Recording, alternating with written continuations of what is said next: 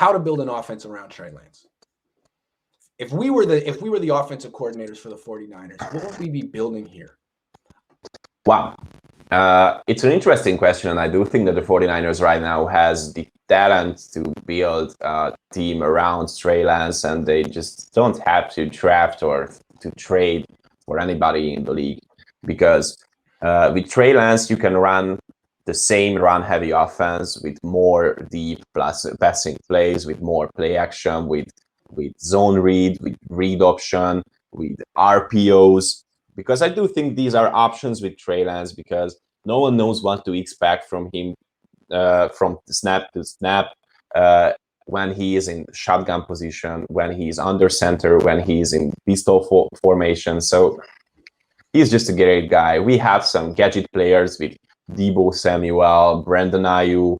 Raheem Mostert is the fastest running back right now in the NFL. We have a completely different style of running back with Trey Sermon, who is really great, and I was surprised how great he is after all, because he is so fast. He is so fast with that great size. I'm a big fan of him right now. I'm a big fan of him, and we have an offensive line which is great at run blocking. I think that everything is there to build a great offense around Trey Lance, but you have to be creative. You have to be really an offensive mastermind. And if you are really an offensive mastermind, then there's no one in this league which can stop the 49ers after some years of development from Trey Lance. Okay. He can pass the ball, he can run the ball, and we have everything to make him work. All right. Look, if I was building this playbook, here's how I would do it. I'm gonna start it like this. Let's talk about the quarterback run game. It's got to be huge. It's got to be. I'm like, a lot of people I think are afraid to use the quarterback in the run game because they might get hurt. I don't see it that way. To me, football is, there's two ways to think of it. There's the phone booth game, everyone's in tight spaces, and there's the space game. To me, the defense always has the advantage when you're playing in a phone booth. That's running between the tackles, throwing from the pocket. The defense has a million things they can do to shut you down and work together. Once you get a great athlete in space, they're screwed. So I want the 21-year-old quarterback who is built like this and can run like that to run the zone read all the time. Like, no conscience. I don't care about it. I don't care. I think it's safer than him dropping back he already broke his finger. Like, Lamar Jackson doesn't get hurt running the zone read because he's a supreme athlete. Trey Lance will be fine. I want that. And it's like, it's going to be a particular way. The way that Kaepernick did it was outside, running outside, fake it with the running back up the middle, run outside. That's a lot how Lamar Jackson does it too. With Lance, I think I would invert it. And you saw it. We talked about it. Well, you have Mostert threatening the edge, and then he's the one coming between the tackles. What do linebackers do? If they freeze, they can't catch up to Mostert. He's too fast. And if they react to Mostert, they are screwed. They're going to get gashed between the tackles. So I think you can see a particular style of Lance running between the tackles that you would say, like, oh my God, you can't do that with a quarterback in the NFL. He's going to destroy defenses right between them. So I think that's where I would start with that kind of running. And of course he can get outside the tackles too, but it's going to be devastating both time. Just that stuff. That's a good place to start. Devastating. Yeah, that's for like sure. The Ravens offense, essentially. Yeah. Yeah, kind of, but Trey is more powerful. Yes. Built differently. I do think that on the inside he can be a power runner as well. That's what I'm saying. I love this. Like he could be a power runner the way Cam Newton was when he was younger, but he's faster than Cam. Faster that he can pull away from defense. Anyway, so that's how you start, and then you move on to play action. This is why I think he's on the team as opposed to, the play action game from him, both from under center and from the pistol and from the gun, it should be something you do you should every throw should until like 3rd and 7 or your 2-minute drill should be play action in some way, because he's really good at it. And that's where you can get him on the move, moving left and right, faking and run this way, moving out this way. And so natural throwing on the run. I think the whole play action movement package can be something that the Ravens can't do. Like, they can't do that with Lamar Jackson. It's not as powerful. But when you get him out of the pocket on the move, first of all, it's like a one read. If the guy's not open, you can have like a high-low read and a run. And then if it's not there, just run, dude. You're in space, just run, and you can throw the ball out of bounds. It's like much simpler quarterbacking than drop back, go through your progressions really fast while you're standing still. That's hard. That takes experience. Anyway, that's the second thing I would do. I would want him to attempt a higher percentage of play action passes than any other quarterback in the league. That's such a great idea because, when defensive was on the field, I was strong in a free safety when I was an American football player. And it's all about trying to react to what the offenses are doing. And if you have that kind of dual threat quarterback with those freakish athletic guys like Deebo Samuel, Brandon Ayuk, Raheem Mostert, and George Kittle, and Kyle Juszczyk as well, you just don't know what to do because they can just tear your defense apart. Yes, absolutely. Because you have to move your players onto different sides of the field. There's nothing you can do, and you will find yourself in a 1-versus-1 situation. And if you are trying to defend in a 1-versus-1 situation, you're actually screwed on the defensive side of the ball. That's right. So I mean, so basically what I'm saying is I'm trying to minimize the amount of times that he drops straight back with no play action, which is what he did all of preseason. I'm trying to minimize that. That's not what I want him to do. I just want him to be able to keep defenses honest from the pocket. So, 50% of the time he gets the ball in the shotgun and throws a quick pass, like screens, stuff like easy stuff from the pocket, real quick, maybe the stuff that he's throwing too hard. Obviously, we're going to need him to clean that up because that needs to be part of the stuff that he can be in his game, the quick, easy throws. That's all I want you to do from the pocket. Keep the defense honest, but the whole thrust and emphasis of the offense is to get you out of it because that's where the big plays come. That's where, to me, to be a good pocket passer, first of all, you got to be like a Hall of Famer. It's so hard, and you need to be experienced. Trey, dude, that'll be you in 10 years, maybe. Until then, you're gonna be. I mean, it's gonna be a struggle. But as soon as you break the pocket, first. Now you're in space. You're a space player. The defense has none of the advantages. The game tilts in your favor. I, as a coach, am gonna find as many ways as possible to get you in those situations.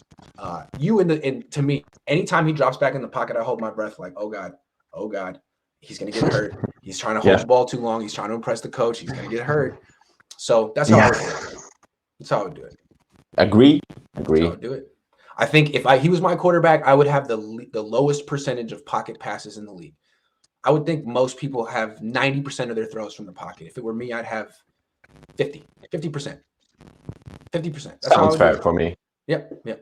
David says, don't forget, Kyle's a master of using opponents' film study of the 49ers against them. In 2019, he routinely set up a TD play with the play that was run 5-6 weeks ago.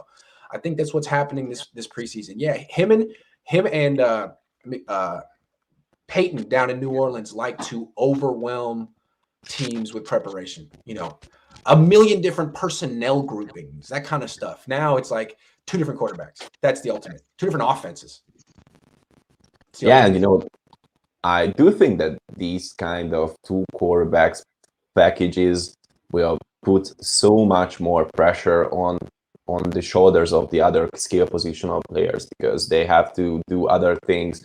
It will put so much pressure onto the offensive line because they just have to learn 2 different kind of playbooks. And I do think that Kyle has one of the longest playbooks right now in the NFL, and the 49ers have right now two really long offensive playbooks. So I'm quite interested in what I feel bad for players like George Kittle, man. That's going to be a lot of studying. Jared says, if your Mac theory is right, which it is, then why not take Fields? He is ready to start and has the off-schedule stuff. Well, let's think like Kyle here. I think the reason that he would have had Fields ahead of Lance ahead of Fields is the play action stuff. I mean, as long as he's going to go with one of these mobile quarterbacks, he likes the one who played under center, did the whole turning his back to the defense, play action. Also, fewer sacks in college, fewer turnovers in college. I think that's a big issue that Kyle has with Jimmy, the decision-making, the quickness. I think maybe he was wrong. I mean, it looks like Fields is really good, and maybe people were nitpicking him, including us. But I think that's why they were never really even considering him. Also, I think Kyle has I think he's prejudiced against spread quarterbacks.